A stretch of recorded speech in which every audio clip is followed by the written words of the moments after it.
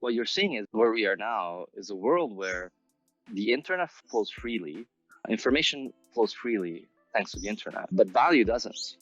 Value is still stuck in these regional constraints and these regional hubs, and it doesn't flow as freely. And so our key vision here is that what the internet did to information, Bitcoin will do to value.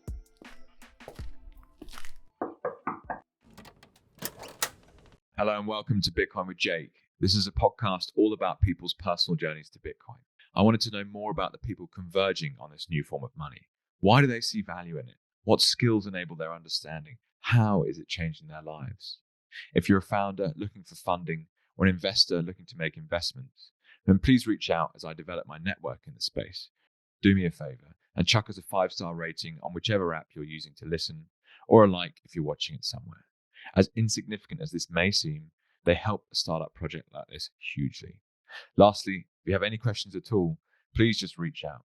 The easiest place to find me is on Twitter at Jake E.S. Woodhouse. Now, I'd like to take a quick moment to talk about our sponsor. Fast Bitcoins are a Bitcoin exchange who you should definitely take a look at next time you're thinking of making a Bitcoin purchase. They're a great team, which for me is always the key to due diligence, whilst their product has a ton of features useful to every Bitcoiner. Check out my episodes with Danny Brewster, the founder CEO, and Nathan Smith, the Chief Compliance Officer, to learn more about the people behind the brand. Thank you to Fast Bitcoins for sponsoring the show. Now, on to today's episode. I'm speaking with Mick Morucci. Hey, Mick. Hey, Jake. Good to be here. Thanks for inviting me. Thank you so much for joining. It's breakfast time with you in Brazil. You look very relaxed on your sun lounger, and I kind of wish I was there. It's the end of the day here in Australia, so slightly different vibes. But yeah, I'm looking forward to today's conversation. So, as I mentioned briefly before I started recording, this is a podcast about people's personal journeys. If honest, I don't know much about yourself at this point, so I can't wait to find out what the story is. But you run the Geyser Fund. So could you tell us a little bit about yourself and what's brought you to today? Oh yeah, absolutely, Jake. Pleasure to be here and talk about my journey. I guess like everyone else, Bitcoin journey starts with a touch point where you're on the other side and you see this like weird, odd thing and you first reject it. So for me, it was in the form of my roommate in university telling me, "Hey, Mick, let's buy some Bitcoin," back in 2010, and me thinking, I think I had probably seen something about it, and I thought it was a sort of virtual money that could sort of be kind of spun up or created out of thin air, right? So really the opposite of what value is. And then after a few more touch points here and there in 2016, I think it was a person that I deeply respected asked me, "So, but what do you actually think about it?" And that really brought me to really kind of be honest with myself and thinking, okay, actually, I don't know enough about this to have a proper say. And so, yeah, so then I went down sort of the rabbit hole, I guess you could say, first online and then finding this weird Bitcoin tribe on Twitter. And I remember thinking, like, either these guys are absolutely mad or they've discovered something really, really deep. And my background is in anthropology and economics.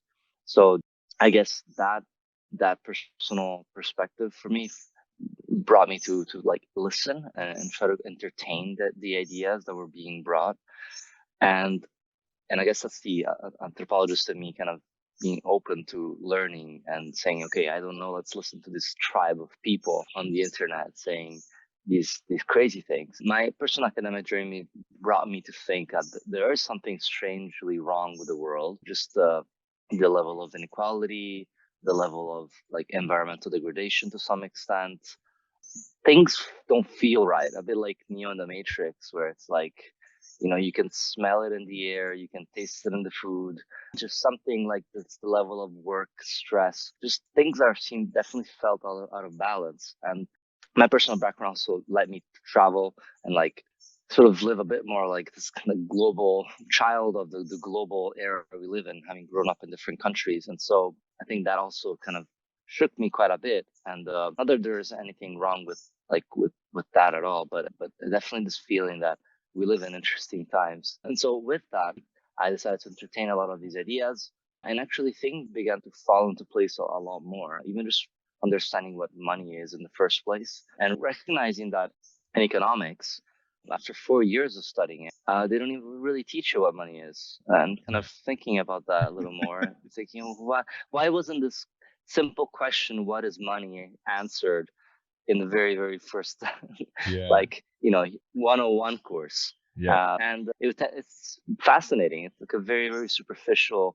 view of money actually, it like took it for granted, really, as a sort of a tool of the state. And and so with that, going deeper and deeper, that's 2016, 17. And then I ended up just pursuing more, like the podcast, all the content that was being created.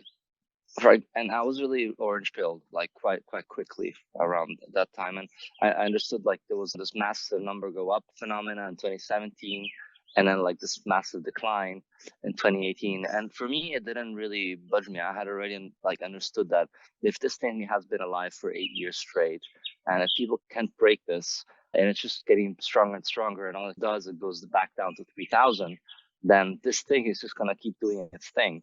And it will find its use cases in the form of money that is anti-inflationary, money that is anti-censorship, and also anti-seizures. Seizures in the sense of, like just arbitrarily stealing your wealth, like had been done with the truckers more recently, and like happens all over the world. And so with such a foundational property of money, just it made so much sense. And so like many others as well, I ended up looking at other coins and thinking, oh, but this blockchain thing is also kind of interesting. And for a little bit of time, I used to think about like blockchain as sort of this, like decentralization as this spectrum, in which you have maybe less decentralized tools, and blockchain as being potentially useful for other things. But I think it was Jimmy Song who made me think about it in a very different perspective and really influenced me in this sense, to think about it really as this foundational thing that has to be binary. Like it either is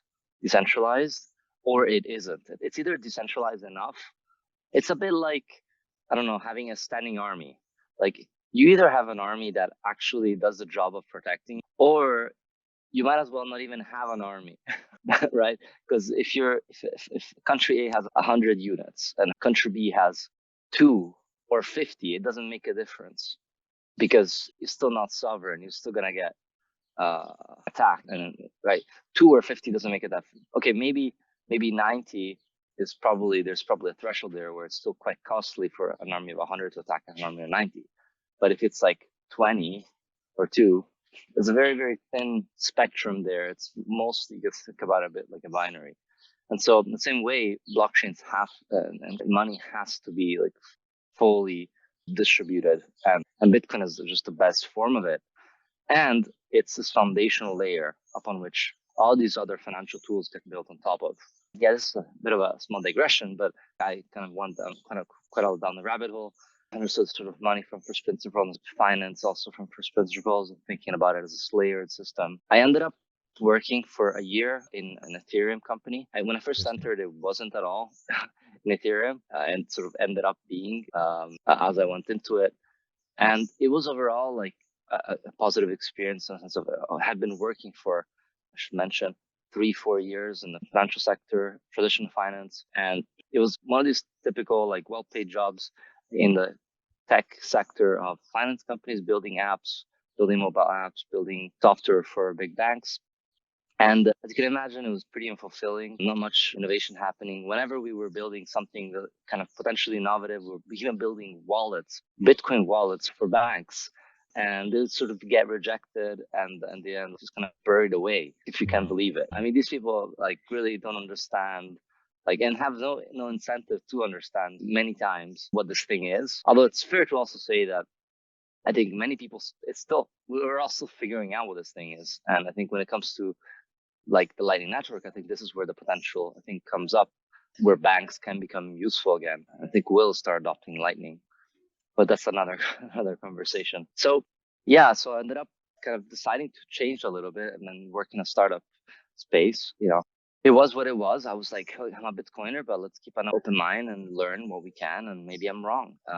But after a year or so of working in this Ethereum startup, I realized, again, this is not sound money, and just more about like the issuance and the pre-mined, which definitely the ethos that just didn't align.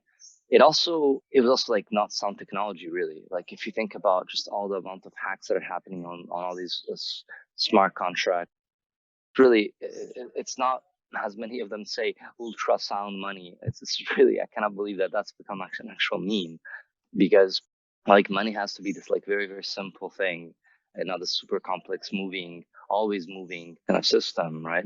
And then really that it really work in many cases. Like there are these like secondary layer technologies like Polygon, Matic, that have their own tokens and basically are their own blockchains.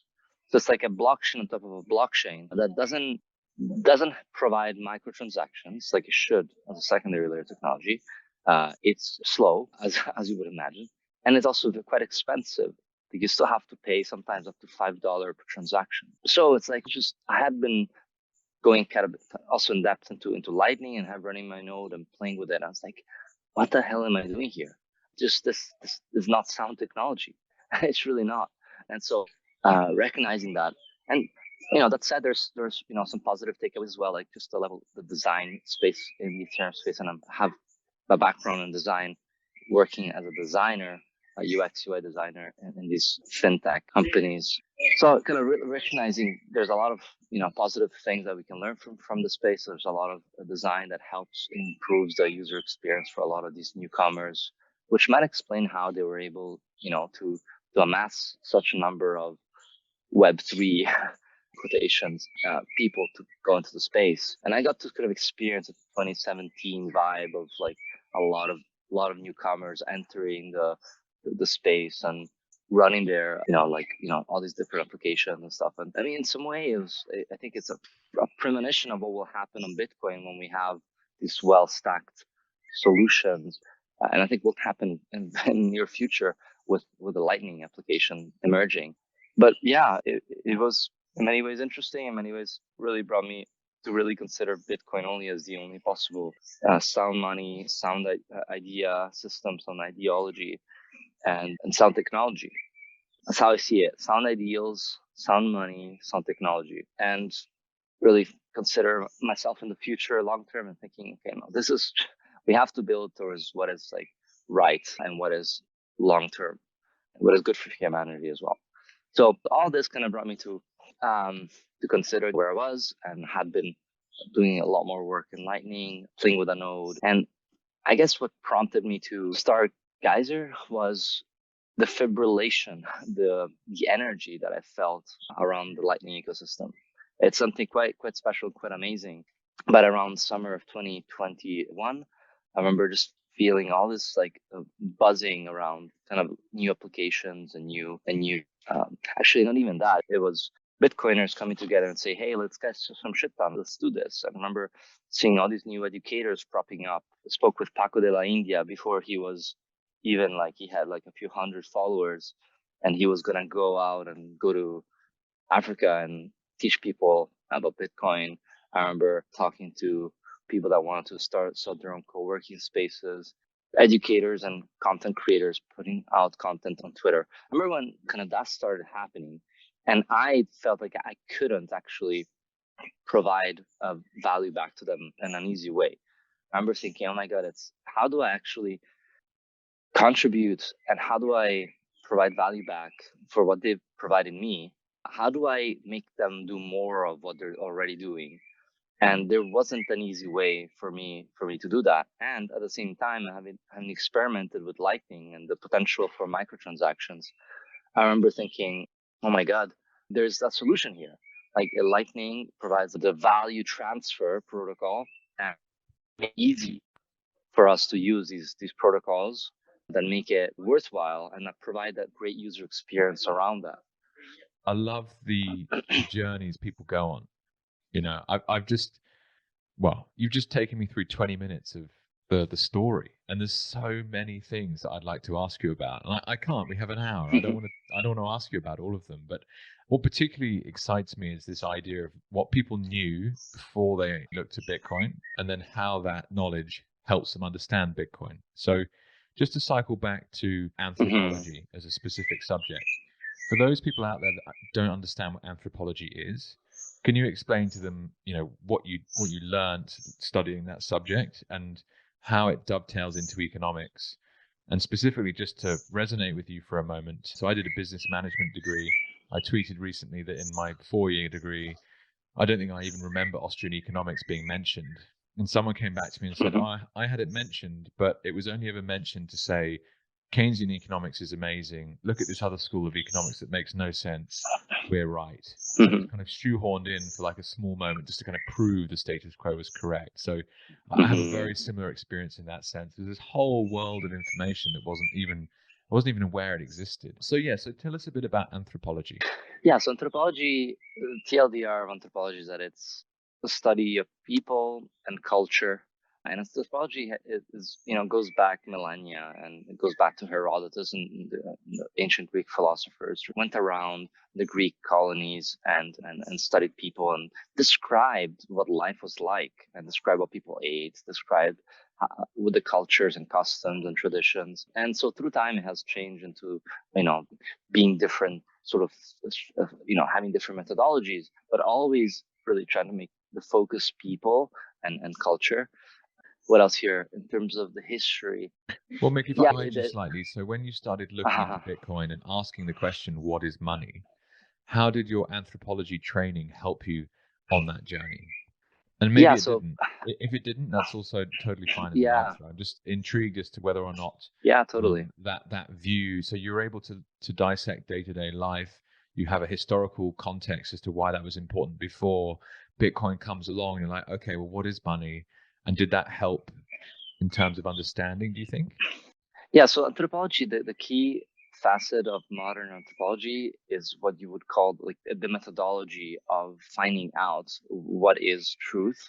And one of the key elements of anthropology, modern anthropology, is the fact that you have to accept that you don't know, and you have to accept that the people you're speaking to have their own truth, and you have to find out through what's called ethnography, or it's participatory observation. You kind of go and you go in a tribe or go in a society, and you discover what is true to people. And that's kind of the cool thing about anthropology that I think is valuable, is that relativism is important when you want to discover something. And you shouldn't assume that and you shouldn't assume that there is one objective truth, which can get a little bit out of hand as well, because I think modern anthropology has gone way too far deep down that path of accepting that nothing is true, that everything is relative, and that, if you believe you're a dog, then you're a dog. Like, that's just complete nonsense. But I think their main understanding, like the method of the heuristic, for, I guess you could call it epistemology, the method of epistemology of like trying to find out by accepting that you may not be right and that there may be something to learn, is incredibly valuable, I think, even still today, and should remain. But then once you do that, you have to kind of, I think, try to synthesize and bring things together. And that's what anthropology is not very good at. So it does a lot of the ethnography, I think, is very, very powerful. And then the problem is that then you kind of bring it into these kind of already prepackaged models and theories.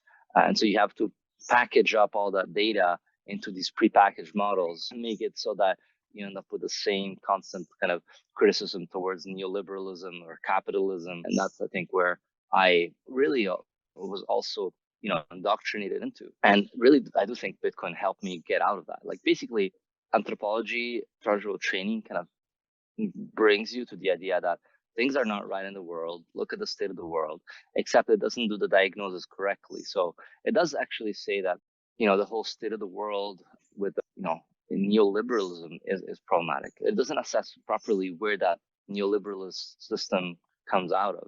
It assumes that it's the free market. It assumes that it's like the unleashing of market into the world. Well, instead, it's the breaking of the market through money, right? The idea that money is this thing that doesn't really question it very well. And so, just to go back to your question, anthropology, I think, has some really good tools to help you assess what is money. There are some anthropology that go deep into the question of money and debt. There's like David Graeber, very, very famous anthropologist that passed away recently, that looked at this history of debt. But funnily enough, they never really, they get really close to understanding that there's a problem that is foundational, but never really explore the whole problem of money that is governed by central banks. And like, funnily enough, I guess if you like would look at what Saifedean Ammous does with like the history of money, what I'm trying to get to here is that anthropology has been so relativized that we don't even study the actual like detailed history of money and how we get to hard money. So that even that would be not acceptable, because it seems like you're getting to a truth, but there is no truth. But that's bonkers. Like, so it's sad to see the state of anthropology today, because like what Saifedean Ammous has done, for example, is more anthropological than what anthropology is today. Does that make sense? Just like that entire vision of seeing like the history of humanity just being the search for a harder money is such a powerful idea. It's just that it just, to me, it's like, this makes much more sense than 4 years of university. So thank you very much, but I'm gonna go with what makes more sense to me. Mick, the cool thing about that maybe though, is I would argue that because of your anthropological background, you then look at Saifedean's work with an anthropological lens, and what your traditional teaching has given you hasn't taken you to where you wanted to go or where you thought was correct or didn't feel right, but only through that experience did you suddenly go, I know what Saifedean's talking about, and he's absolutely fucking bang on. That's what I find really fun when these kind of these subjects or experiences collide, and you go, oh, that makes sense. I really liked your focus on keeping an open mind, and you spent some time in the Ethereum space, and it was only through that experience that you started to understand what Ethereum really was and the blockchains that were built on top of it, and therefore the importance of Bitcoin itself. So going back to the story you were telling about the reasons behind why you wanted to start Geyser, can you explain a bit more as to like why building on top of Bitcoin as a, perhaps slow but also completely solid, unbreakable foundation is such an important part of building a business as an entrepreneur? So yeah, I think as a Bitcoiner, I've always wanted to build on top of Bitcoin. And I think what really helped are these sound foundations of money, and the ethics of that and the ethics of money production are sound. And then you have, very, very key is the usability. So the sound technology that makes usability practical. And if you think about it, the whole Ethereum space really started growing when Bitcoin fees started going up, right? So the Bitcoin kind of the whole, if you think about even 2016, 17, right? That was a time when Ethereum was very, very low in usability and user adoption. And although there was a lot of ICO stuff happening, that's true. Bitcoin was more used, and so the fees were really high. And that led to a lot of people moving towards Ethereum because it was just cheaper, right? Until it got clogged up with a lot of the sort of DeFi, NFT and other crazes in user systems.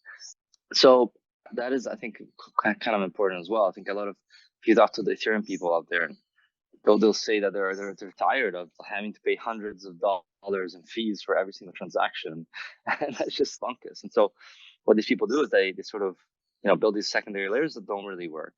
But so what they end up doing is actually just moving down the chain to other less decentralized blockchains like Solana or what's the other one? I'm forgetting the name.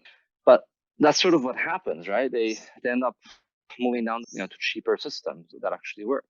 And if we want to be honest with each other, like Bitcoin took a very, very, very smart long-term facing decisions.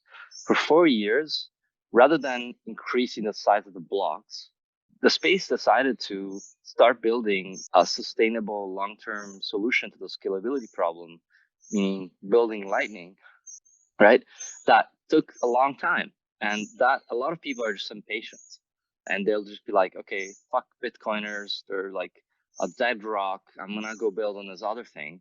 And so I met a lot of Bitcoin OGs that got in 2013, 2014, and they got like sidetracked into this other camp of people that just want to use it as like medium of exchange or want to use it as money for the internet.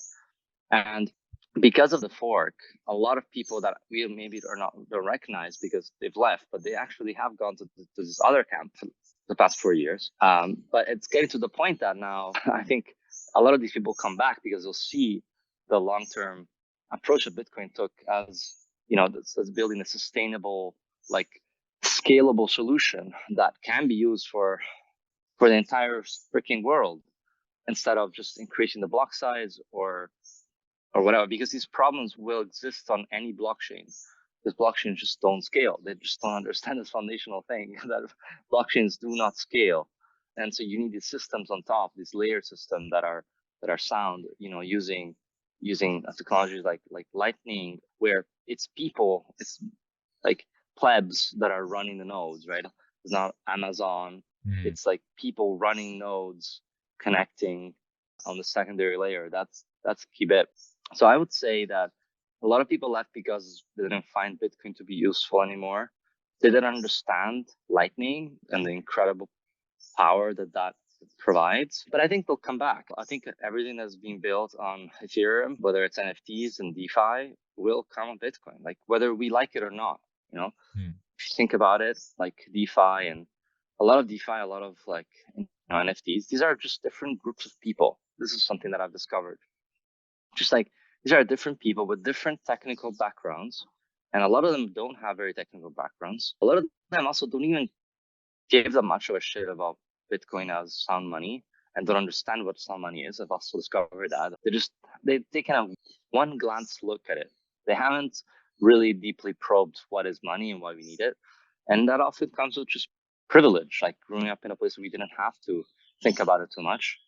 But also, again, the technical elements, a lot of them maybe are like artists and just want to be able to have a tool where they can monetize, right?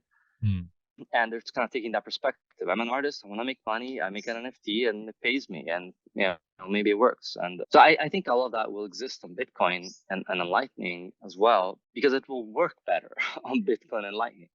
And we're going to see that now with, RGB and Taro and more. So like it will happen, and we should want it to happen.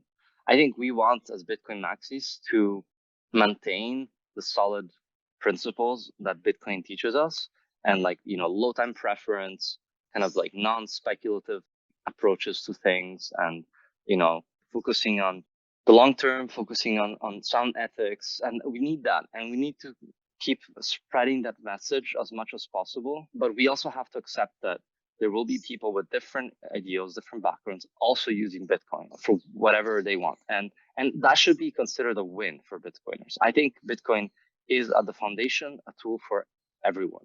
Everyone's welcome. And Bitcoin, as I say, is for everyone. And so I think in the coming months or years, we will start seeing a lot of these new Ethereum tools being built on Bitcoin, because Bitcoin works better.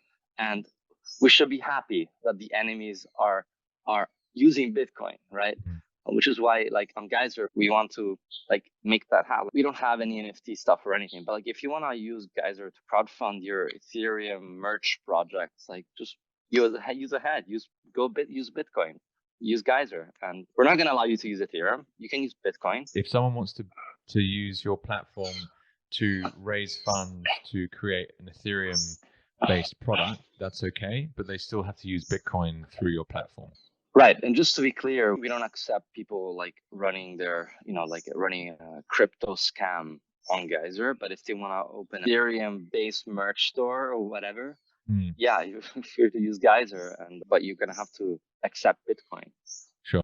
But what that does is that brings up a subject I wanted to touch on, and there's two angles to it. So you mentioned earlier the crazy story with the Canadian truckers, and GoFundMe is a fiat-based crowdfunding platform who were coerced by a government and, froze people's bank accounts and gave details of the people that had used their service to a nefarious government, essentially. What is the stance from Geyser as to how you manage that? So as you're built on Bitcoin, is it a case of you literally can't switch it off even if you wanted to? Or how does it work when it comes to managing what projects are allowed on and what projects aren't allowed on, etc.? Right. So we started building Geyser, and then several months after the whole thing happened, it made us realize how important a tool like a Bitcoin crowdfunding would be useful. But it's important also to understand that there are limitations. The way that we like to think about it is that there's two different levels of censorship. Right? There's the financial censorship, basically being able to lock funds and stop people from using money. And then there's the content censorship, where you could, shut down a project from your platform, right? And So what Bitcoin makes possible is for the financial censorship to not happen by enabling crowdfunding campaigns that are entirely non-custodial. And so that's something that we are 100% interested in doing, right? And that's very, very powerful. The idea that money cannot be stopped, and that we cannot stop it, that we cannot freeze it. That's very, very powerful. So what we do currently, Geyser is fully non-custodial in the sense of creators attach their nodes to a project. So you could be running your own node, or you could be using voltage, and the money just goes straight to you.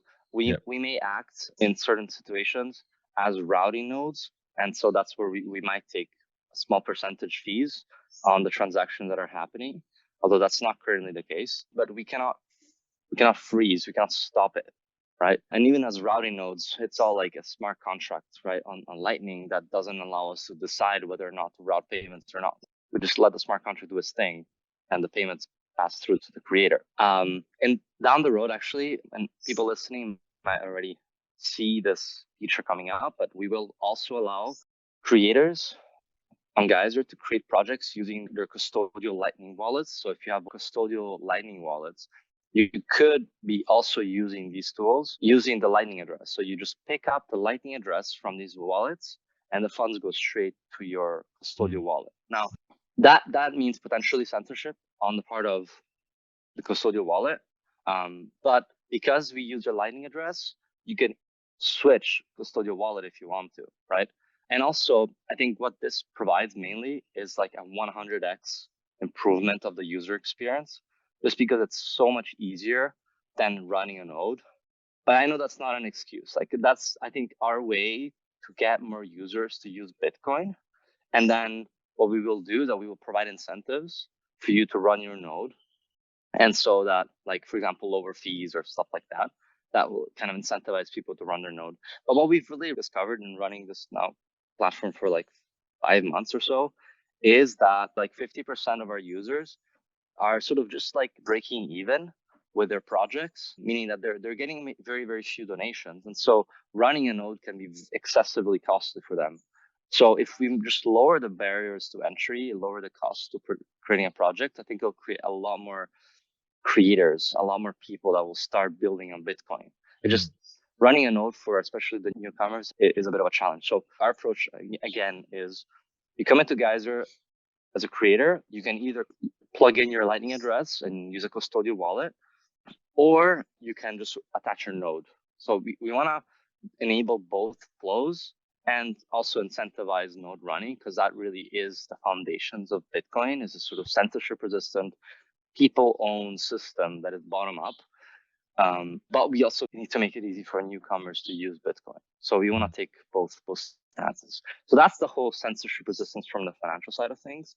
When it comes to the content, it's challenging because we are still a platform. So we are still in some way like Facebook, like Twitter. I mean, and so any platform. Yeah, we are, and so that has consequences for us in the sense of we are a central point of failure, right? And we recognize that. And so that means we have terms of service. We cannot allow terrorist activity on it. We cannot allow warfare to happen. And so we have to focus on Bitcoin as peaceful revolution. We have to focus on Bitcoin projects that are, not non-violent. And I mean, I think the key there is following the law. So things like a trucker convoy would not be a problem, because I think that's a non-violent protest and there's no reason for that to be an issue. And yeah, especially because we're based in the United States. As long as we are, essentially being good boys in the United States, we can provide more freedom tools for the rest of the world. It's fascinating because there's always going to be a very fine line, because in some senses you have to play God. And so you need to decide, is this right? Is this wrong? And at the end of the day, though, you're running a business, right? My next question is going to be quite simple. How do you make money? But just to finish the point you were making, there's going to be enough of a marketplace of people out there that are raising funds for peaceful and interesting innovation for you to run a successful business. I'm absolutely sure of it. What might be the case is that we're still very, very early. So the actual pool of creators and talent is not yet that big, which would mean it's possibly quite difficult to run a business at this stage. And that's what I'm intrigued by. So yeah, how do you guys as a platform actually make money, and what's your traction been like so far? Yeah, great questions. Yeah, just to answer your first question first. So right now, as a platform, like you said, we are in some way having to play God, which is not something that we're fans of, and we're exploring avenues and alternatives to this. The only main alternative is the fact that we could leverage protocols that allow us to essentially distribute data. So rather than having data hosted on our servers, we could sort of host the data on these distributed databases. But the problem will always exist, right? So if you are still a platform, essentially platforms are just interfaces, right? Where they sort of tap into particular databases and distributed protocols, and you go to different instances of the platform based on your own personal interests, right? And maybe like a platform will just focus on gaming, or another platform will just focus on, I don't know, guns if you're into that, right? And it's really about where your community is. But platforms will always be able to play God. Well, but less, right? So still be able to play and decide what content is on there. But what you'll see is the distribution of data and also more community owned places. So that's another thing. So in terms of the data distribution, the distributed database, we're already looking at Nostr as a protocol where we can host a lot of the data.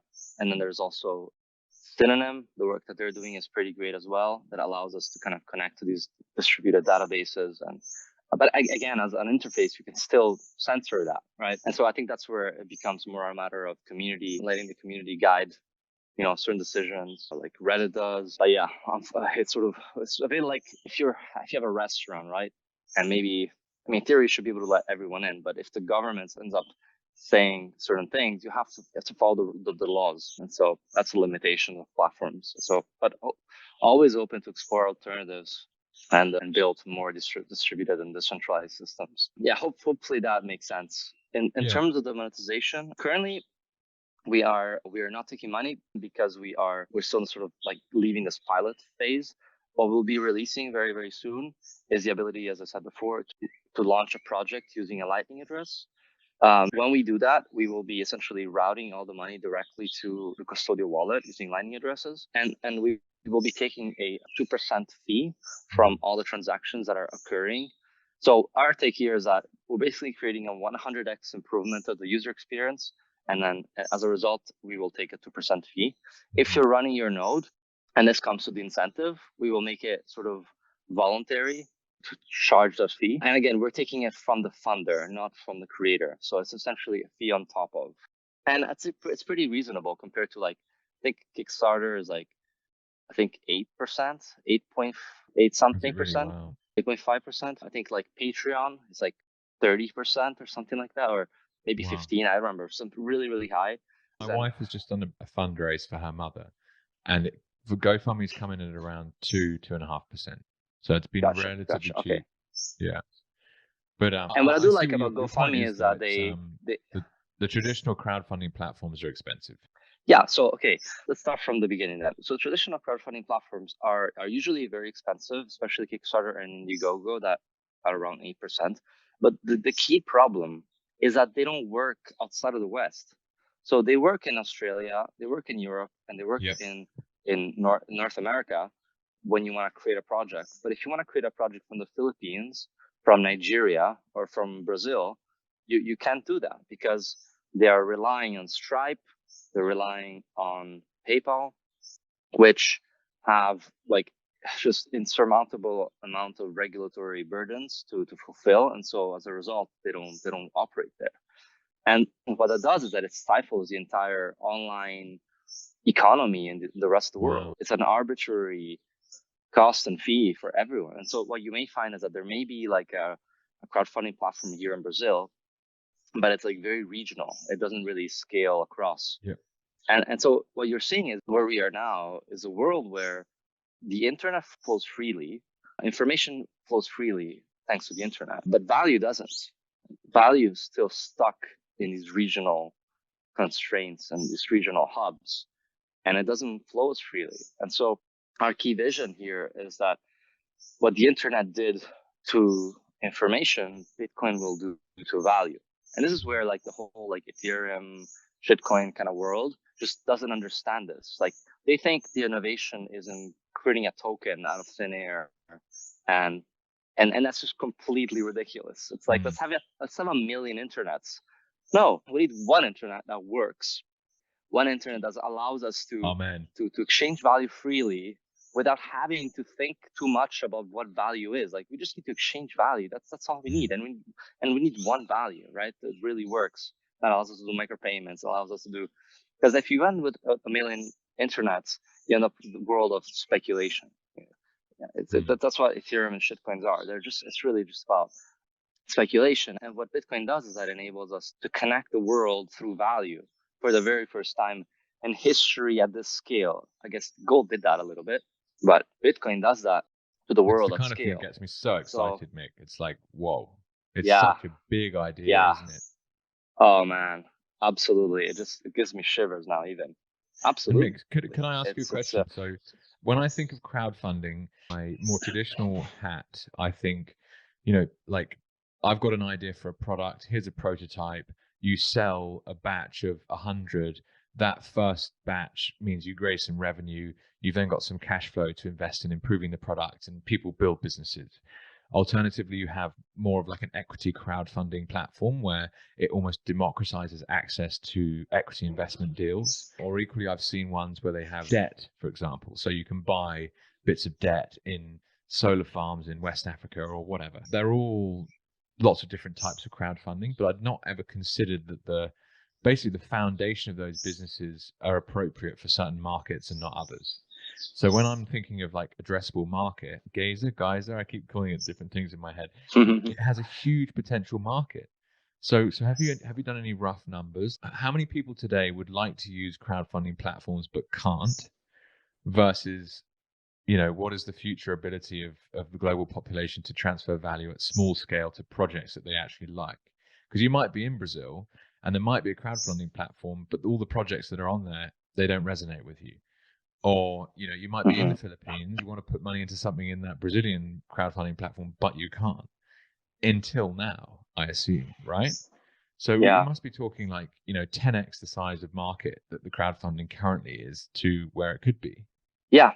Look, like 85% of the world population doesn't have access to this very primitive financial system. It's a financial primitive in the sense of it's like before lending, before borrowing, before derivatives, before equity is crowdfunding. Crowdfunding is just people putting their money together toward a cause. It's the most basic thing that we've done for millennia. It makes so much sense that this is one of the first application layer technologies to value transfer across the world. And yeah, in terms of the equity crowdfunding, that's very exciting and as well. And people ask us all the time, but what's the innovation there? Like, I don't think it's as great or as interesting as just the simple value transfer across space that we can get through the internet at micropayments across the world when it just doesn't exist at the moment. Because even equity has all these legal barriers and Yep. legal constraints. Yep. And where's the money of the internet bit there? You can do it with fiat. I think the cool thing of a Bitcoin that, like you said, excites the fuck out of me as well is this value transfer protocol that allows to change the nature of the internet. Money that flows across the web. I don't even know, but I would suspect 80 to 90% of all the value flow being just ads and tied to personalized ads where they know who you are, they know all these specifications, and so they throw at you ads that may work better. So I think with Bitcoin value tied to the internet, we're gonna see a redefining of the experience, and I think the ad model will not go away, but it will be significantly reduced because of the simple ability of people to send and even ask for money. So like what Fountain is doing is so powerful, right? And basically, yeah, allowing you to tip through the value for value model your creators. And what we did now with Odell is that Odell has obviously his own Fountain account that's tied into the podcasting 2.0 ecosystem.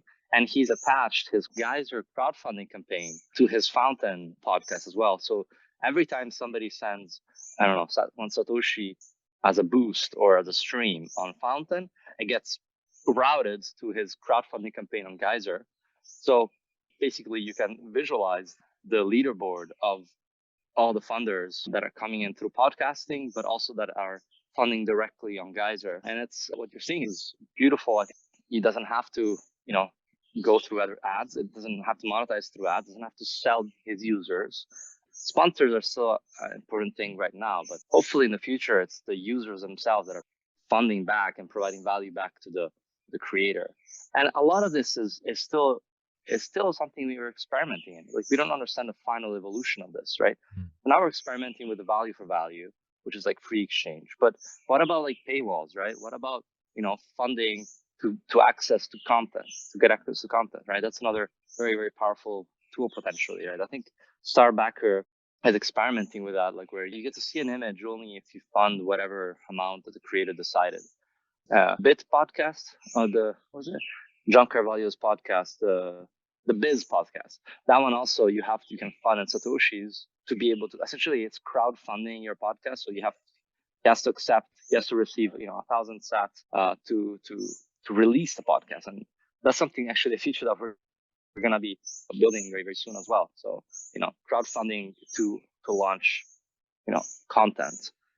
We're really, really excited, really, really bullish on this idea. The very simple idea that, we need money of the internet that is native to the internet. And what the world hasn't understood is that Bitcoin is that money, and Bitcoin Lightning, right? And that's how we win. That's how we bring Bitcoin to the world. It's not by explaining and educating the world about what money is and why Bitcoin is that. Is by building the tools that work so well that makes it impossible to say no, right? So like what Fountain is doing, what we hope to be doing as well, providing crowdfunding and this new tool is going to be very, very powerful. And I think the next iteration of that on Geyser will be hopefully soon, right?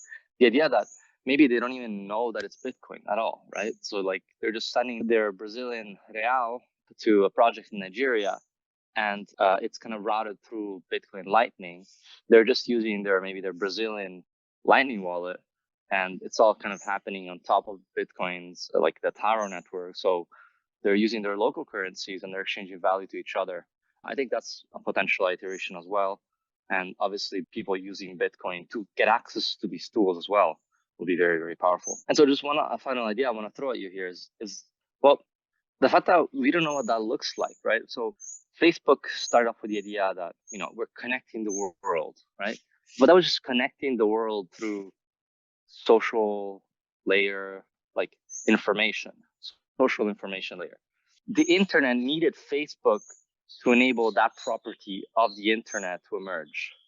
And similarly, Bitcoin is connecting the world through value, but it also needs applications to make that property of Bitcoin come through to the end user. You can't just tell a user, just go use Bitcoin Lightning, just like you can't tell a user, just go use TCP/IP, right? So what you have is a world where you need these applications, these application layer technologies like Geyser, like Fountain, like Starbacker, to enable these powerful properties of Bitcoin, like censorship resistant money, global payments, microtransactions, interoperability, to really shine through and make users want to use Bitcoin over anything else.